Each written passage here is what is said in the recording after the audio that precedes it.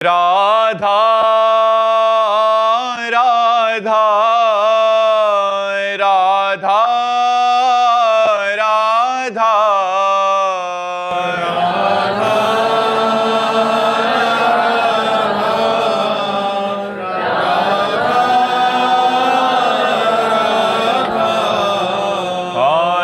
राधा राधा राधा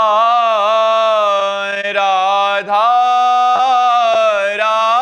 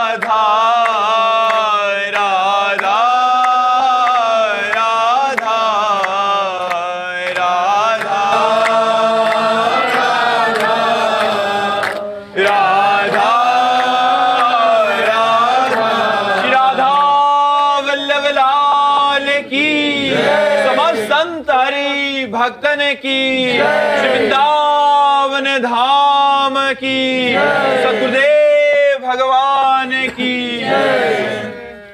विश्वरंजन जी उड़ीसा से, राधे राधे महाराज जी। महाराज जी, आत्मा और परमात्मा में अंतर क्या है? कुछ नहीं, जल तोय वारी पानी, क्या अंतर है? एक ही शब्द के पर्यायवाची शब्द है। आत्मा, परमात्मा, ब्रह्म, भगवान, जो भी कहा जाए। ज्ञानी लोग जिन्हें ब्रह्म कहते हैं, योगी जन उन्हें परमात्मा कहते हैं, भक्त जन उन्हें भगवान कहते हैं। वही हमारी आत्मा है, आत्मा ही वही है, वही परमात्मा है। हम सब भगवत स्वरूप है। तत्त्वमसि, तुम वही हो, लेकिन अपने स्वरूप को भूल करके देह भाव में आकर स्त्री पुरुष जड़ चैतन्य नानात्व में फंस करके नाना प्रकार के विकारों को प्राप्त हो रहे हो। निर्विकार परमात्म स्वरूप होते हुए भी आप परमात्म स्वरूप ही है। ब्रह्मविद ब्रह्मैव भवति, जो ब्रह्म को जान लेता है वो ब्रह्म स्वरूप हो जाता है, क्योंकि ब्रह्म स्वरूप था, ब्रह्म स्वरूप है, ब्रह्म स्वरूप रहेगा। आंचल जी पंजाब से, राधे राधे महाराज जी। महाराज जी, नियम बंधित भक्ति या पूजा और प्रेम सहित भक्ति दोनों में कौन सी आवश्यक है? नियम से ही प्रेम का प्रादुर्भाव होता है।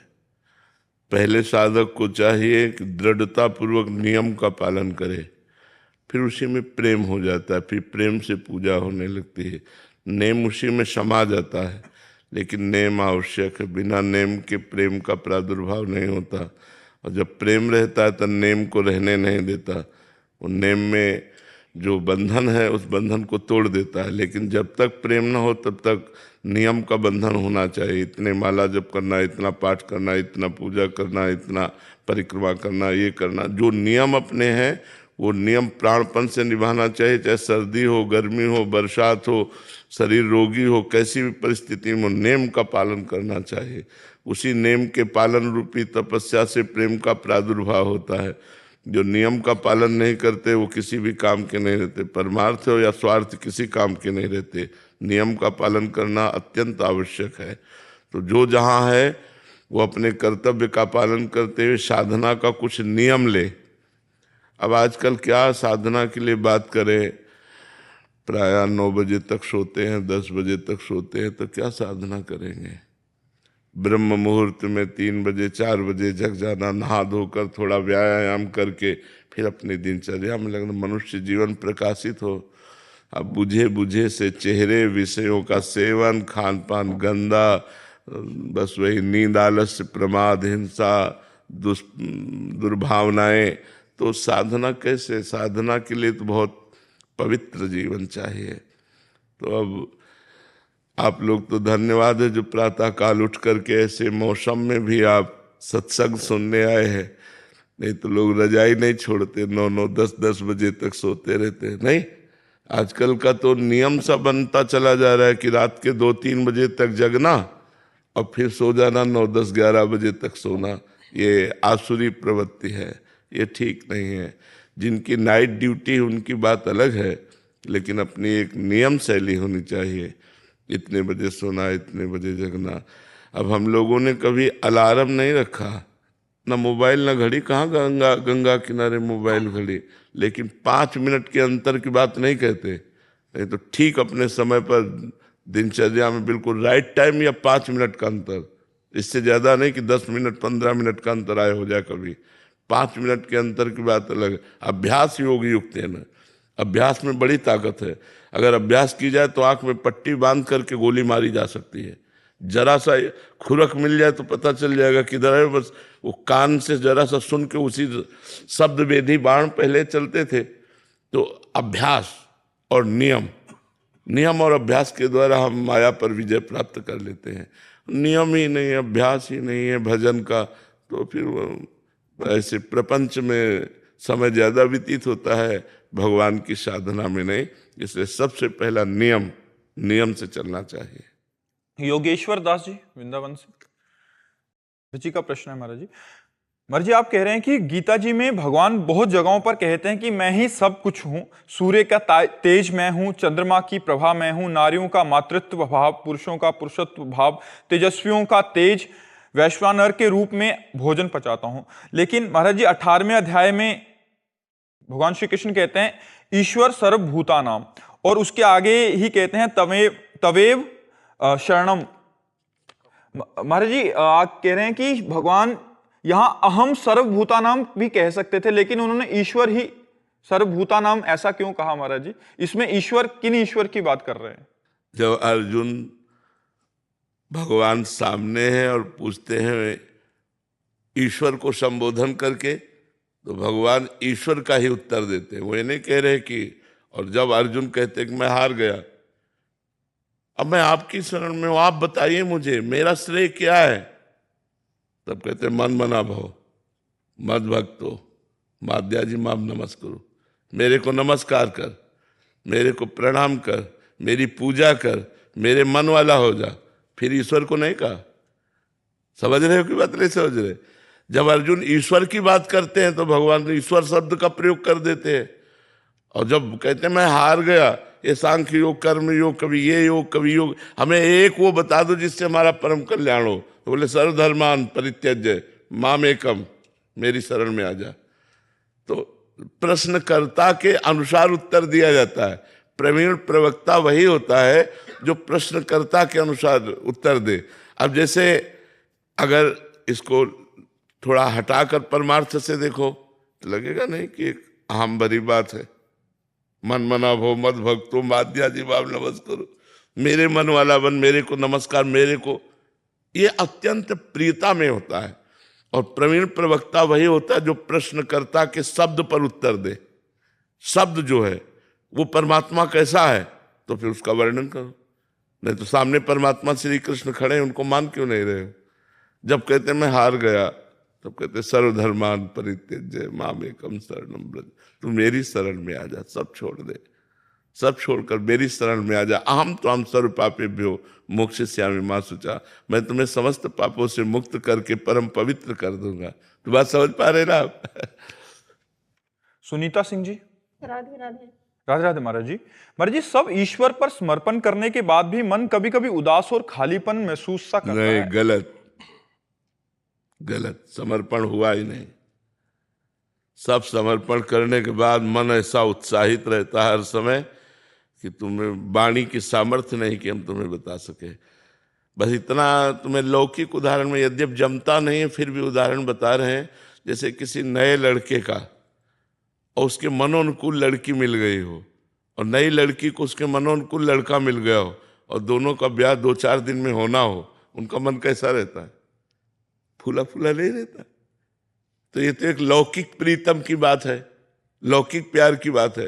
अलौकिक प्रीतम अनंत ब्रह्मांडों के स्वामी के मिलन की चाह और उदासी, मन खाली खाली, ऐसा मुझे तो नहीं लगता। हर समय एक नवीन उत्साह, एक नवीन चेष्टा, नए पद्धति से भजन करने का, नई तपस्या करने का मन, प्रभु के लिए प्राणों को बलिदान करने का मन, ये उत्साह रहता है।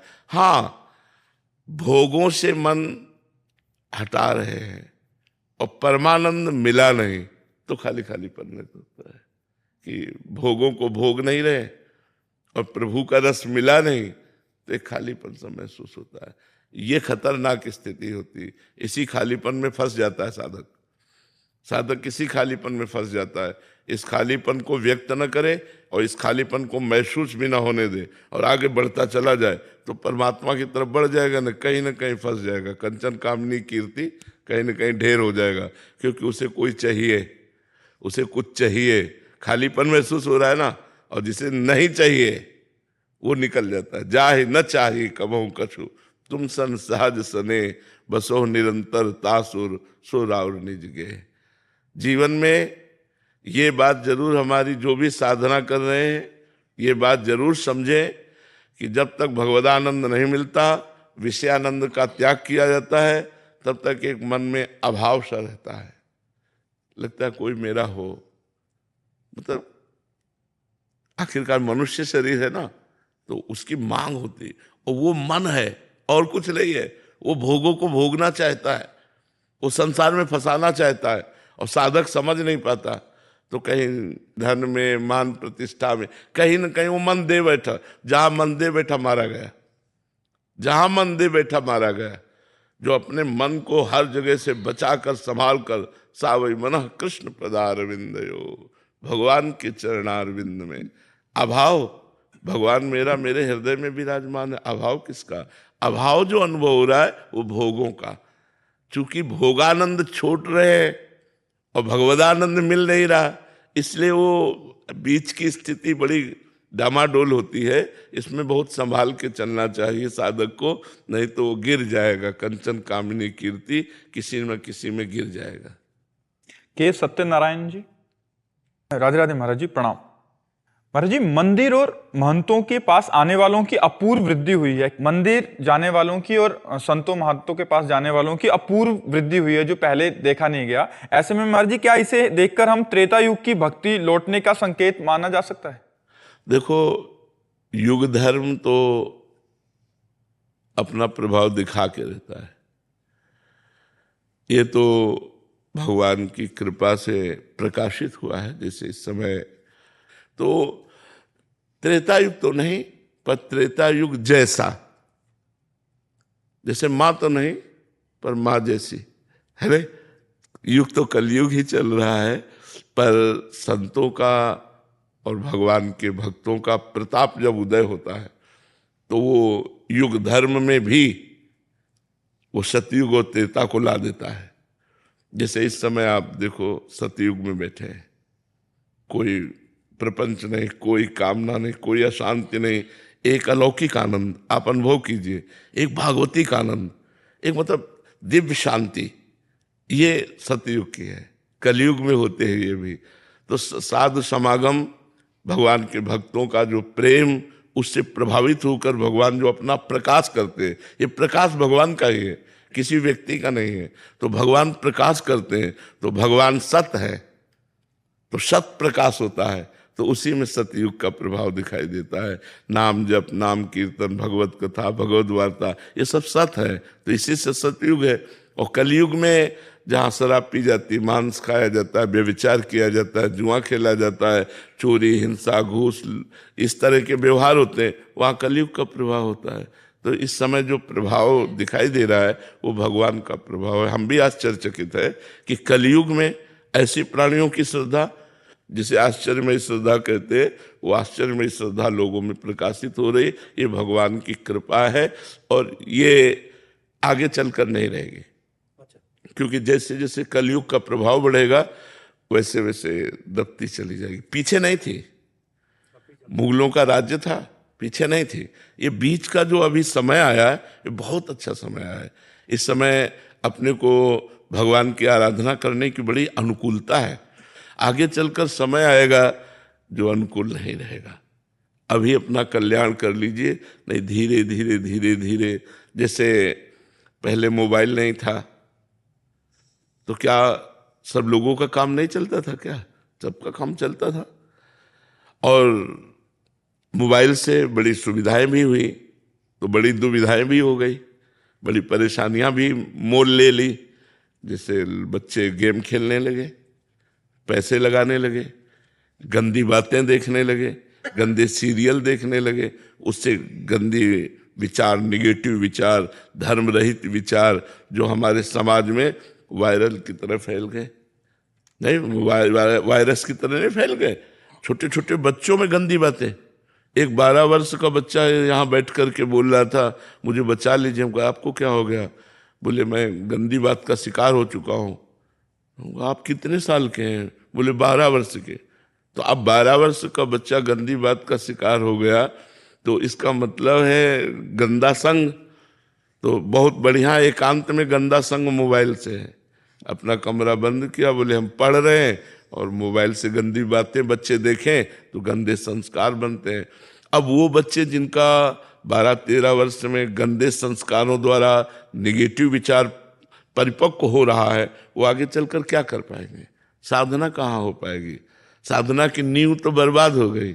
नींव तो बाल्यावस्था ही होती है। किसी भी उन्नति के लिए बाल्यावस्था को बहुत सुरक्षित रखने की आवश्यकता है। परिपक्व अवस्था जब तक 25 वर्ष की ना हो जाए तब तक बहुत सावधानी से रहना चाहिए। ये नींव है जिंदगी के महल की, ये नींव है बाल्यावस्था।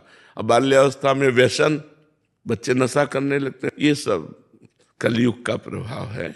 नहीं तो त्रिकाल संध्या करना, गुरुकुलों में वास करना, बड़ा पवित्र जीवन बाल्यावस्था का होता था पहले। अब तो मतलब तो अभी भजन कर लो, आगे समय आएगा जो भजन में सहयोग नहीं होगा। देखो वातावरण का बड़ा प्रभाव पड़ता है। हम जैसे वातावरण में रहते हैं वैसी हमारी सोच बन जाती है। तो अगर हमें अच्छा वातावरण मिले तो हमारी अच्छी सोच हो जाएगी, गंदा वातावरण मिले तो गंदी सोच हो जाएगी। अच्छी सोच है आपकी लेकिन वातावरण गंदा है तो आपको लड़ना पड़ेगा। आपको लड़ना पड़ेगा अपनी सोच को बचाए रखने के लिए, अपनी सोच को बढ़ाने के लिए वातावरण की बहुत आवश्यकता होती है। कलयुग में वातावरण मिलना बहुत कठिन है। नहीं, आप कंठी तिलक ये सब लगा के जाए और वो लोग शराब पी रहे हैं, आपका उपहास कर रहे हैं, तो आपको मतलब लड़ना पड़ेगा। अपनी कंठी को बांधने के लिए, अपने तिलक को लगाने के लिए, नाम जप करने के लिए आपको लड़ना पड़ेगा, क्योंकि वो परमाणु आपको परास्त करने की कोशिश करेंगे और आपको सहयोग देने वाला बहुत कम चांस है। नहीं तो उपहास करने वाला ज़्यादा। धीरे धीरे आगे चलकर समय ऐसा आएगा, इसलिए अभी चांस है अपने मन को भगवान के चरणों में, क्योंकि वातावरण बहुत अच्छा है, बहुत अच्छा वातावरण है।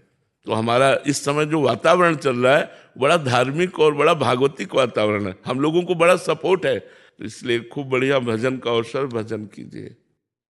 विश्वास जी वाराणसी से। राधे राधे महाराज जी। महाराज जी, क्या समाज सेवा करने से प्रभु सेवा का मार्ग खुलता है? भाव बनाओ के, यदि हम प्रभु का भाव बनावें, सब में भगवान है, तो हम जो समाज की सेवा कर रहे हो अपने भगवान की सेवा कर रहे हैं, तो इससे प्रभु का मार्ग खुलेगा। और केवल समाज सेवा कर रहे हैं, भगवत भाव नहीं, तो पुण्य बनेगा। पुण्य कोई खास चीज नहीं होती, उससे लौकिक सुखों की वृद्धि होती है पुण्य से, लेकिन भगवत मार्ग खुल जाने पर अविनाशी पद की प्राप्ति होती है। दुखों का जड़ से नाश हो जाता है और जीव परमानंद में डूब जाता है।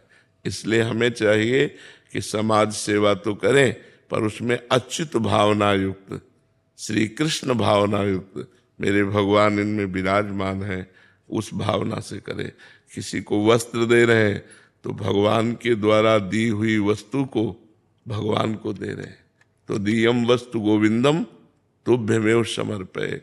हे नाथ, आपने हमें वस्तु दी और आप इस रूप में आके स्वीकार कर रहे हैं, ये हुआ भगवत मार्ग। और मैं अपनी जॉकेट मेहनत की कमाई हुई इनको दान दे रहा हूं, ये हुआ पुण्य।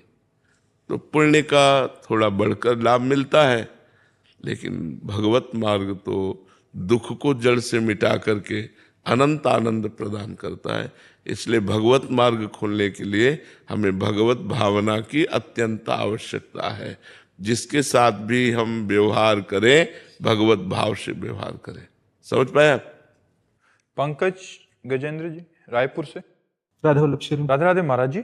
महाराज जी, वाणी पाठ जप करो, मंत्र जप करो या आरती के समय मन स्थिर नहीं रहता, उस समय मन ज्यादा भटका। कोई परेशानी की बात नहीं। अगर भोजन पाते समय मन न लगे तो पेट तो भर ही जाएगा। मन न लगे तो पेट नहीं भरेगा क्या? पेट तो भर ही जाएगा। ऐसे ही हमारा कल्याण तो हो ही जाएगा। और आज मन नहीं लगा, लेकिन एक समय मन लग जाएगा। विषया आनंद का भोक्ता अभी मन है तो उसको भोगों में अच्छा लगता है। देखो 3 घंटे फिल्म देखो, भला मन कहीं चला जाए तो बताना, लेकिन 3 घंटे नाम जप तो मन आपको परेशान कर देगा, क्योंकि इसका अभ्यास सत का नहीं है, असत का अभ्यास है। असत अभ्यास में ये मन राजी है और सत अभ्यास में ये राजी नहीं है। तो इसको राजी करना पड़ेगा, अभ्यास के द्वारा हमें इसे राजी करना पड़ेगा। जैसे एक संत से उनके शिष्य ने कहा कि आपने हमें जो नाम दिया राम राम 18 वर्ष हो गए जपते हुए, कुछ लाभ तो दिखाई नहीं दे रहा। 18 वर्ष हो गए जपते हुए।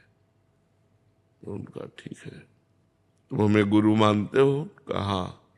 बोले हमारी कसम तुम्हें, जिस नाम को तुम 18 वर्ष से जप रहे हो लाभ नहीं मिला, बस कल तक मत जपना, कल हम तुम्हें दूसरा नाम देंगे।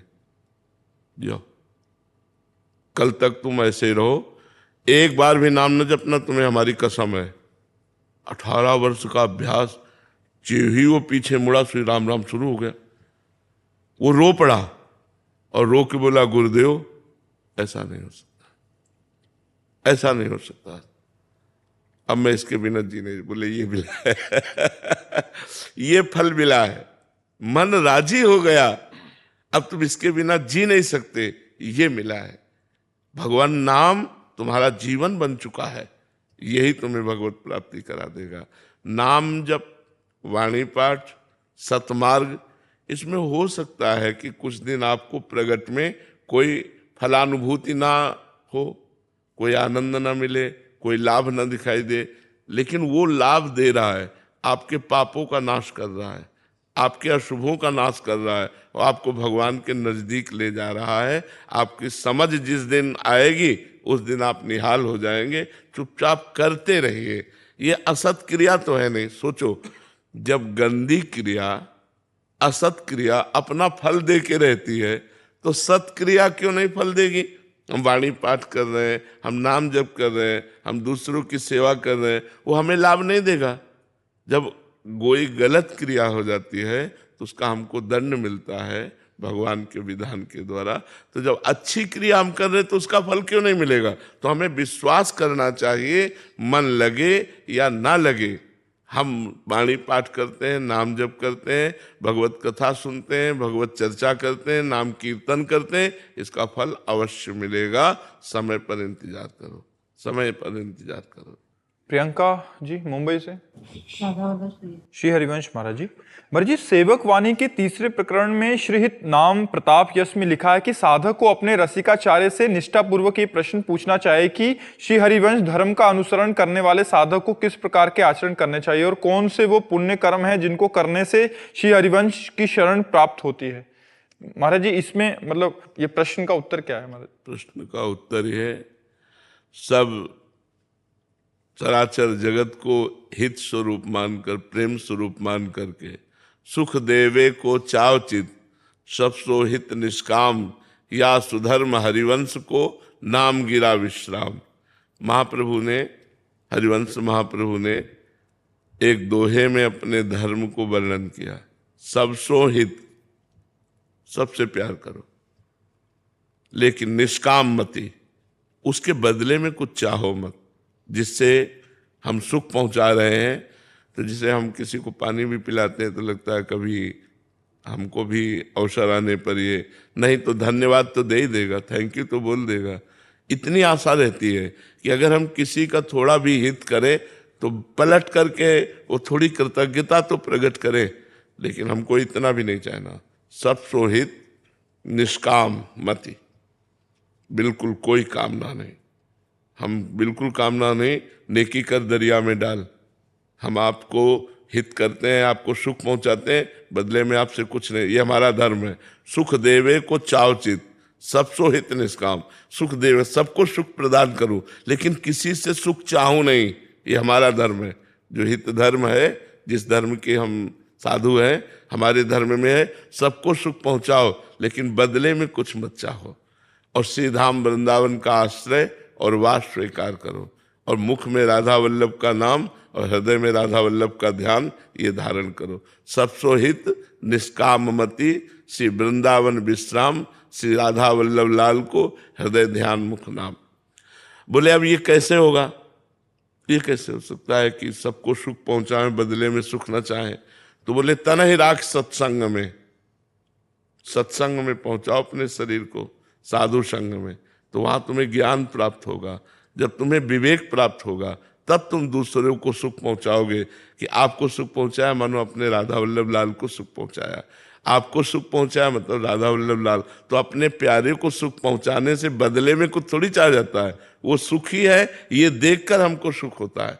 अपने प्यारे को सुख पहुंचाया, जैसे माँ अपने बच्चे को अच्छे अच्छे पदार्थ खवा रही है, तो उससे पूछो तुम क्यों खवा रही हो? तो मेरा बेटा है, तुम्हें क्या सुख मिल रहा है? ये खा रहा है, पी रहा है, ये देख के सुख मिल रहा है। और थोड़ा दूध और पियो ना, वो और छोटे बच्चे दूध और पी, जबरदस्ती हो थोड़ा दूध, क्योंकि उसको तसल्ली होती है, अच्छे से दूध पी लिया। तो ये जैसे माँ अपने बेटे को सुख पहुंचाती है, बदले में कुछ चाहती नहीं, ऐसे हम पूरे जगत को सुख पहुंचाएं। उदार चरिता नाम वसुधैव कुटुंबकम, मेरा पूरा विश्व परिवार है, सबको सुख पहुंचाएं, बदले में कुछ ना चाहें। और मुख में राधा वल्लभ का नाम, हृदय में राधा वल्लभ का ध्यान कैसे होगा? तो बोले तन ही राख सत्संग में। जब तुम सत्संग में बैठोगे, साधु समागम करोगे, तो मन ही प्रेम रस भयो, तब मन प्रेम में जाएगा। और ये क्रिया प्रेम से होती है। सुख चाहत हरिवंश हित, कृष्ण कल्प तरुषेव। यदि तुम सुख चाहते हो, परम सुख चाहते हो, तो कृष्ण रूपी कल्प तरु का सेवन करो। प्रणत कामदम पद्मजार्चितम धरणि मंडनम ध्येयमापदी। भगवान श्री कृष्ण के चरणारविंद ऐसे हैं कि जो उनमें प्रणत हो जाए तो उसकी कामनाओं की पूर्ति कर देते। प्रणत कामदम पद्मजार्चितम, स्वयं लक्ष्मी जी जिन चरणों की पूजा करती है वो चरणारविंद है। तो कृष्ण रूपी कल्पतरु का सेवन करो, सत्संग करो, तो तुम्हारी बुद्धि शुद्ध होगी, जिससे तुम चराचर जगत की सेवा कर पाओगे। तो हमारे धर्म का स्वरूप है सुख देवे को चावचित, सबसो हित निष्काम, या सुधर्म हरिवंश को नाम गिरा विश्राम। हर समय नाम जप चलता रहे, वाणी पाठ चलता रहे, सबकी सेवा बनती रहे, सब में भगवत भाव रहे, यही हमारा धर्म है। हेम सागर नायक जी। श्री हरिवंश महाराज जी। महाराज जी, हम ऐसा क्या करें कि हमें परमात्मा की याद में, नाम जप में इतना रस आने लगे कि दुनिया की इंद्रियों की सारी रसें फीकी पड़ने लगे? पहले भोजन सुधारो, नींद कम करो, मौन का अधिक आश्रय लो, अधिकतर मौन रहो, विचार मौन। एक होता है जड़ मौन, बिल्कुल नहीं बोलना। गृहस्थी में जड़ मौन नहीं चल पाएगा, विचार मौन। आवश्यक है तो बोलिए, नहीं तो अनावश्यक बोलिए मत। वाणी को पवित्र रखिए, नेत्रों को पवित्र रखिए, कानों को पवित्र रखिए, संयम में रखिए, और नाम जप का जिह्वा से अभ्यास कीजिए। अभ्यास करते करते जब आपका पवित्र भोजन, पवित्र विचार, तो फिर नाम पकड़ लेता है और बार बार हृदय में वो चलने लगता है। और जब नाम चलने लगता है तो एक आनंद की अनुभूति होती है, एक नशा चढ़ता है। जब वो आनंद मिलता है तो ये सब फीके हो जाते हैं। जब तक वो नहीं मिलेगा तब तक बहुत दुर्दशा है। वो भोग नहीं रहे जो भोगना है, और जो मिलना चाहिए वो मिला नहीं, तो बीच के साधक की बड़ी गड़बड़ी है। बीच वाला बड़ा गड़बड़ स्थिति का साधक होता है। एक मान लो विषयों में पड़ा है तो पड़ा ही है बेचारा। अब वो ना तो विषय भोग रहा है और ना भगवदानंद मिल रहा है, तो मन उसका बहुत दुखी रहता है कि विषयाकर्षण उसको बरबस खींच रहा है, पर वो भगवान से मिलना चाहता है, इसलिए वो भोग नहीं रहा। तो भगवान मिले नहीं, भगवदानंद मिला नहीं, तो बड़ी उसकी इसी बात से फिर रोना आता है। जब हम विषय सेवन नहीं करते और भगवान मिले नहीं, तब रोना आता है, प्रभु अब तो कृपा करो, हे दीन बंधु अब तो दया। वही विरह बन जाता है और विरह ही भगवान से मिला देता है। तो हमें पहले चाहिए भोजन पवित्र होना चाहिए, संग पवित्र होना चाहिए, हमारा चिंतन पवित्र होना चाहिए, हर इंद्री पवित्र होनी चाहिए, तब भगवान के भजन में रति होती है। तो खूब पवित्रता का निर्वाह करो और नाम जप करो। तो नाम जप से धीरे धीरे जब भगवदानंद मिलेगा तब विषयानंद फीका पड़ जाएगा। जब तक भगवदानंद नहीं मिलेगा तब तक विषयानंद की तरफ मन आकर्षित होता ही रहेगा। जी। अजय प्रताप जी, मध्य प्रदेश से। राधे राधे महाराज जी। महाराज जी, अहंकार अगर शून्य हो जाएगा तो संसार में हम व्यवहार कैसे कर पाएंगे महाराज जी? तुम्हारे द्वारा थोड़ी कुछ किया जा रहा है। गुणानुगुण वर्तन्ते मनुष्या पार्थ सर्वशः। शतोगुण रजोगुण तमोगुण की प्रेरणा से संपूर्ण सृष्टि संचालित हो रही है। ऐसे ही आपके शरीर के भी कार्य सतोगुण रजोगुण तमोगुण के द्वारा प्रेरित हो रहे हैं। व्यर्थ में अहंकार करने के कारण ही तो आपकी दुर्गति हो गई है। आप अपने स्वरूप का विस्मरण करके ये जो कर्ता और भोक्ता भाव धारण किए हुए हैं, यही तो मूढ़ता है। अहंकार विमूढ़ात्मा कर्ता हमिति मन्यते। मैंने ऐसा किया, मैं ऐसा करूँगा, मैं ऐसा कर सकता हूँ, ये अहंकार विमूढ़ात्मा, ये मूढ़ता है, ये ज्ञान नहीं है। जिस समय ज्ञान हो जाएगा तो आप देखोगे जैसे कठपुतली नचाने वाला कठपुतली को जैसे नचाता है और नाचती कठपुतली का, उसमें कोई भी किसी भी तरह का स्वयं का अहंकार नहीं है। ऐसे उमादार जोशित की नाई सबहि नचावत राम गोसाई। अहंकार रहित होकर के बहुत अच्छी तरह कार्य होता है। अहंकार से युक्त होकर पापाचरण भी होते हैं और पुण्याचरण भी होते हैं, लेकिन अहंकार रहित महापुरुष के द्वारा केवल जगत मंगल होता है। हर व्यवहार बहुत अच्छी तरह होता है। परम ज्ञानी जनक जी के द्वारा पूरा राज्य संचालन होता है और ब्रह्मबोध संपन्न महापुरुषों के गुरु हैं वो। श्री सुखदेव जी जैसे महामुनि के भी गुरु हैं वो। इतना आत्मबोध में तन्मय है कि उन्हें विदेह राज कहा गया। अभी आप साधना नहीं किए इसलिए आपको पता नहीं है कि अहंकार रहित होने पर व्यवहार का कार्य कितना सुंदर ढंग से होता है। अहंकारी से तो सुंदर ढंग से हो ही नहीं सकता। अहंकारी से उतना सुंदर ढंग से हो ही नहीं सकता जितना निरहंकार पुरुष से होता है। इसलिए साधना करो अहंकार को शून्य करने की, फिर देखो स्थिति कैसे होती है। आप शरीर नहीं है, आप अंतःकरण नहीं है, आप स्वभाव नहीं है, स्थूल सूक्ष्म कारण तीनों से परे आप आत्म स्वरूप हैं, जो न करता है न भोगता है, निर्विकार सच्चिदानंद स्वरूप। अभी ज्ञान नहीं है ना, इसलिए ऐसे आपने बात कह दी। विशाल गगनेजा जी। श्री हरिवंश महाराज जी। महाराज जी, शरणागत व्यक्ति का परम लक्ष्य और परम प्राप्ति क्या है, और जो त्रुटियां उससे दैनिक दिनचर्या में होती हैं उसका क्या फल होगा? सबसे पहला लक्ष्य शरणागत का तदर्पिता अखिलाचारिता तद्विस्मरणेन परम व्याकुलतेति। अपने आराध्य देव को समस्त अपने पवित्र आचरण अर्पित करे, कोई भी धर्म विरुद्ध आचरण न करे। प्रतिकूलस्य विसर्जनम, शास्त्र और संतों के प्रतिकूल आचरणों का त्याग करे, शास्त्र सम्मत कार्यों को भगवद अर्पित करे। तदर्पिता अखिलाचारिता, समस्त आचरण समस्त कर्म भगवान को समर्पित करे। और तद विस्मरण परम व्याकुल तेति, एक क्षण का भी विस्मरण हो जाने पर वो परम व्याकुल हो जाए। जैसे मछली को जल से अलग करते हैं तो प्राण त्यागने के लिए विकल हो जाती है, ऐसे ही भगवत विस्मरण होने पर हमें व्याकुलता पैदा हो जाए। सबसे पहला लक्षण शरणागति का भगवत स्मरण में तन्मयता, समस्त कर्मों का समर्पण। दूसरा, जो कर्म हमसे हो रहे हैं वो हमारे प्रभु हमारे हृदय में बैठ करके पवित्र कर्म करा रहे हैं, और जो दूषित भावनाएं हैं वो हमारे पूर्व जन्मों के संस्कारों से प्रेरित ये वासनाएं भजन के प्रभाव से नष्ट हो जाएंगी। इनकी कोई सत्ता नहीं है। ना सतो विद्यते भाव, ना भाव विद्यते सत्ता। इसलिए हम सदैव भगवद आश्रित हैं। भगवान के द्वारा ही हमारे जीवन का पोषण है। एक भरोसो एक बल, एक आस विश्वास, एक राम घनश्याम हित, चातक तुलसीदास। दृढ़ विश्वास, दृढ़ भरोसा, पूर्ण समर्पण, इसी से आत्म तत्व का अनुभव भी हो जाता है और भगवत प्रेम भी हो जाता है। रोविंद सिंह जी। राधे राधे महाराज जी। महाराज जी, भक्ति में अहंकार आने लगे तो उसे कैसे बचे महाराज जी? भक्ति का अहंकार क्या होता है हमें बताइए आपकी। हमें ये अहंकार होता है, हमें तो लगता है भक्ति में ये अहंकार बढ़ना चाहिए। अस अभिमान जाय जन भोरे, मैं सेवक रघुपति पति मोरे। मेरे प्रिया प्रीतम, मैं उनका दास। इस ठसक में भर जाना चाहिए, इस अहम में, इस गर्व में भर जाना चाहिए। गोस्वामी तुलसीदास जी कहते हैं, सियाराम मेरे स्वामी, मैं उनका दास। ऐसा अभिमान भूल करके भी ना जाए। तो अगर ये अभिमान आता है कि लोग दूसरे नीच हैं तो गलत है, क्योंकि भक्ति दूसरे में भगवान को देखती है और अपने को सबसे नीचा।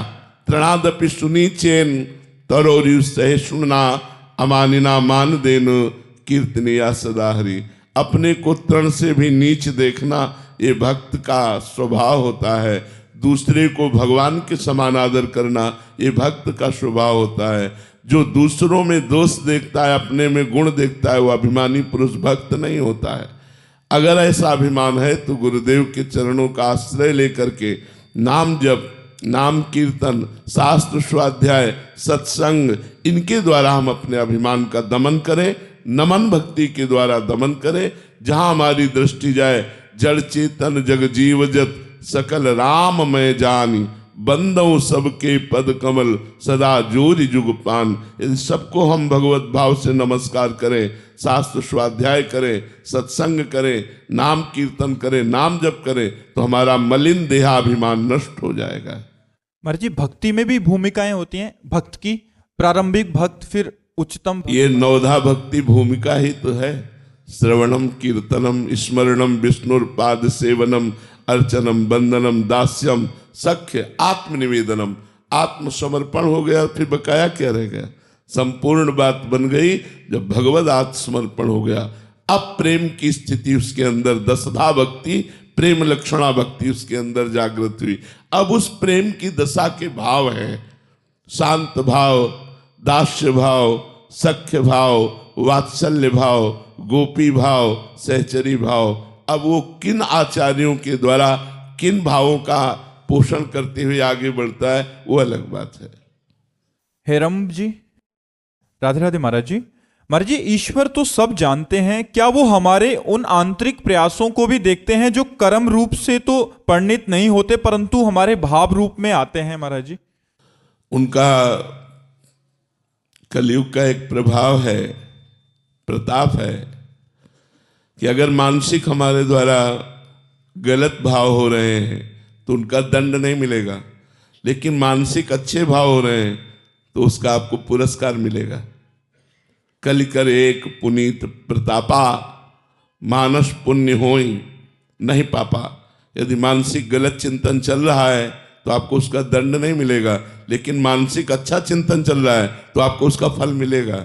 कलयुग का एक प्रताप है। अन्य युगों में तो मानसिक कलुषता का भी दंड मिलता था, मानसिक पाप का भी फल मिलता था, लेकिन कलयुग में नहीं है। भगवान आपके सब भावों को देख रहे हैं, एक एक सेकेंड का हिसाब होगा, अच्छा या बुरा जो भी सोच रहे हैं कर रहे हैं वो सब आपको आगे भोगना पड़ेगा।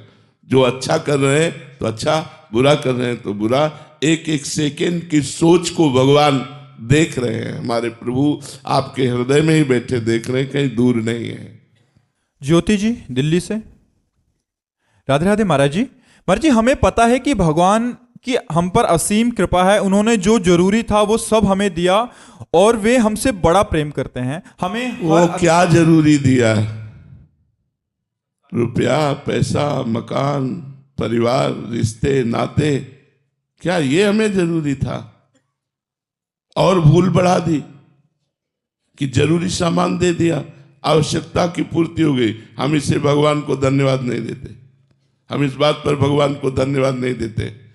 माँ अपने को अन्य कार्य में मगन करने के लिए बच्चों के सामने खिलौने फेंक दिया करती है। माँ की कृपा तो तब माने जब खिलौनों से हटा करके हमको अपनी गोद में अपने वक्षस्थल का दूध पिलावे। ये थोड़ी कि और अच्छे अच्छे खिलौने फेंक दिए और आप तो मगन हो गई और मुझे खिलौनों में रमा दिया। क्या खिलौने मेरी आवश्यकता है? आवश्यकता माँ है या खिलौने? माँ।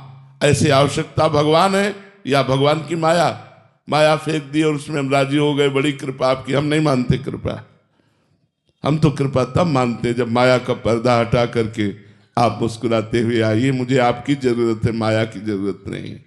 मेरा मानव जन्म आपकी प्राप्ति के लिए हुआ, माया प्राप्ति के लिए तो और योनियां हैं, लेकिन भगवत प्राप्ति के लिए ही केवल मानव देह है। मनुष्य अगर देह प्राप्त करके और इन सब घर, मकान, रुपया, पैसा, मान, प्रतिष्ठा, इसी को मान करके आप राजी हो गए तो बड़े धोखे में हो गए यार, बड़े धोखे में हो गए। साधन धाम मोक्ष कर द्वारा, ये मोक्ष प्राप्ति के लिए है, भगवत प्राप्ति के लिए है। आपका जीवन व्यतीत होता चला जा रहा है। किसी की 40 वर्ष आयु गई, 50 वर्ष आयु गई, लेकिन आपने अनुभव क्या किया? अभी मृत्यु आने वाली है, आपके शरीर को छुड़ा देगी, घर, परिवार, रिश्ते, नाते सब यहीं रह जाएंगे। आपके पास क्या दुर्लभ मानुष्य देह से कमाया हुआ है? पाप पुण्य, ये क्या है? ये दुर्लभता है, दुर्लभता है। हमने भजन किया, हमने तपस्या की, साधना की, गृहस्थ में रहते हुए परोपकार किया, मेहनत से कमाया, परिवार का पोषण किया और नाम जप किया, ये आपके पास है। अगर नाम जप आपके पास है, भगवत चिंतन आपके पास है, तो आपको भगवान ने आवश्यक चीज दी। अगर भगवत चिंतन नहीं है तो अनावश्यक है वो सब, हम उसे आवश्यक नहीं समझते। हमारे जीवन की आवश्यकता आनंद है और आनंद भोगों में नहीं, परमात्मा में है। प्रियांक जी। राधे राधे महाराज जी। महाराज जी, मन में ये व्यथा है कि किसी के प्रति प्रेम और लगाव में क्या अंतर है? क्या हम श्री जी के लिए पूज्य महाराज जी जैसा प्रेम ला सकते हैं या ये गृहस्थ जीवन में लगाव मात्र रह जाएगा? लगाव ही प्रेम है।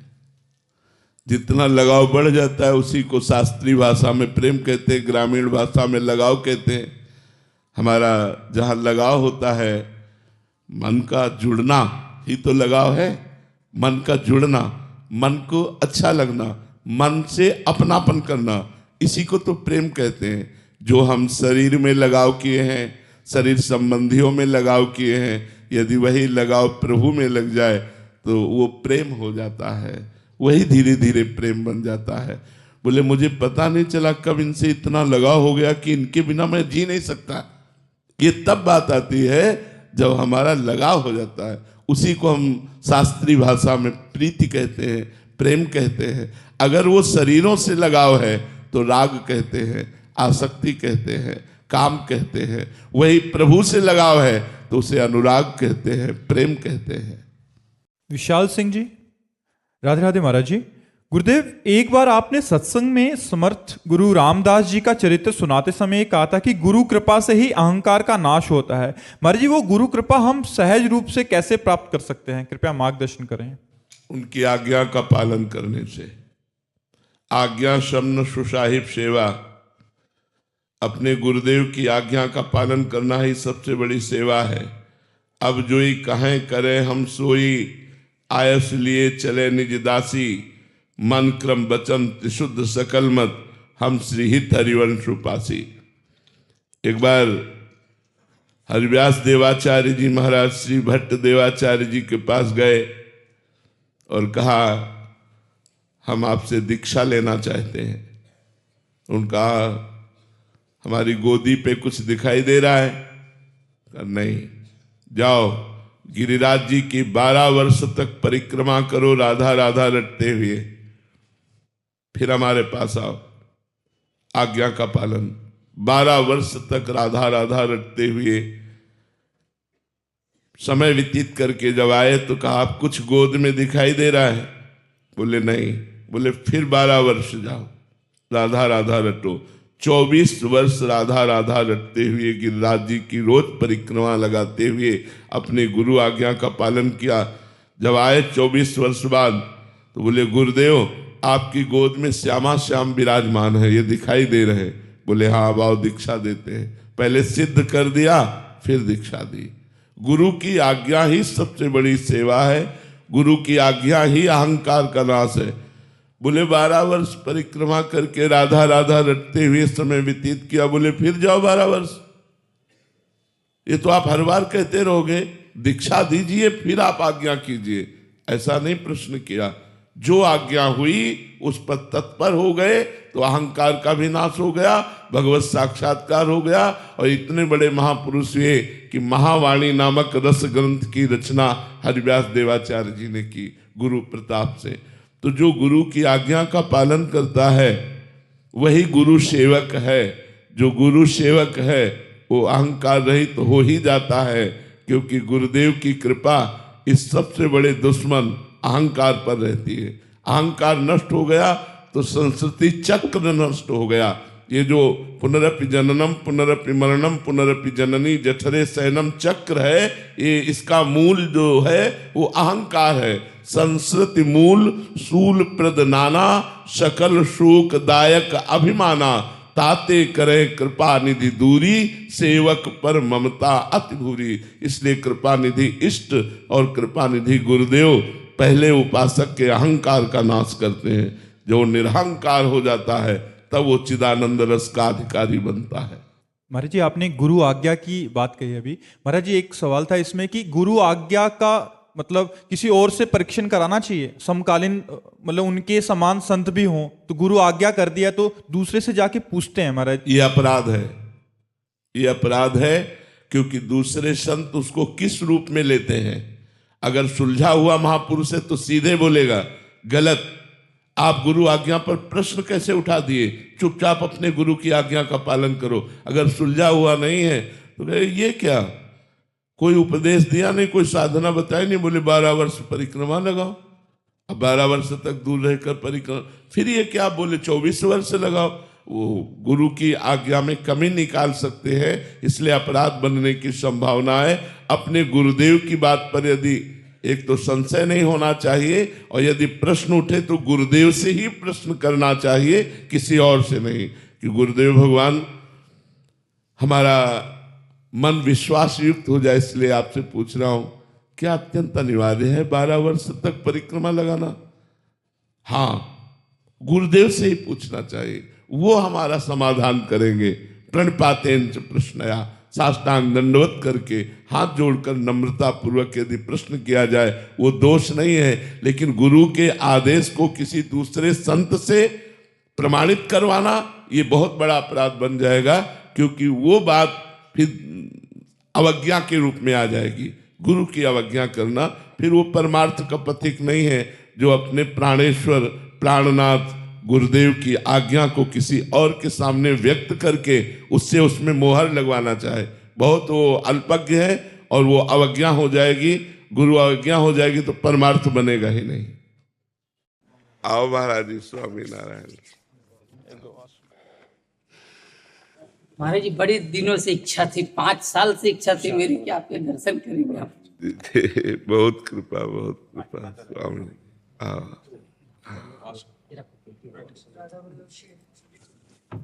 ये हमारे गुरु महंत स्वामी महाराज, ये लाओ जो ये जिनके गुणों से रिश्ते हैं गिरधारी, जैसे आपके गुणों से रिश्ते हैं श्यामा श्याम जी, ऐसे ये प्रमुख स्वामी महाराज, इन्होंने 1200 साधु बनाए हमारे जैसे सभी। महाराज जी हमारे भगवान स्वामीनारायण के समय ब्रह्मानंद स्वामी हुए, उन्होंने एक पद लिखा है, छोटा सा पद, 2 मिनट का। हाँ हाँ सुनिए। ये आपकी श्री जी के लिए खास लाया। अच्छा, बस आप लगाइए महाराज जी।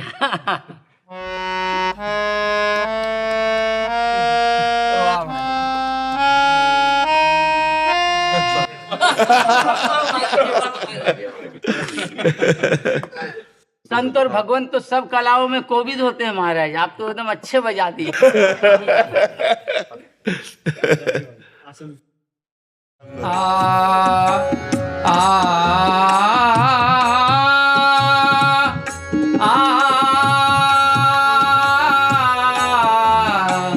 संत परम हितकारी जगत माही, संत परम हितकारी प्रभु पद प्रगट करावत प्रीति, प्रभु पद प्रगट करावत प्रीति, भरम मिटावत भारी जगत माही, भरम मिटावत भारी जगत माही, संत परम हितकारी परम कृपालु सकल जीवन पर, परम कृपालु।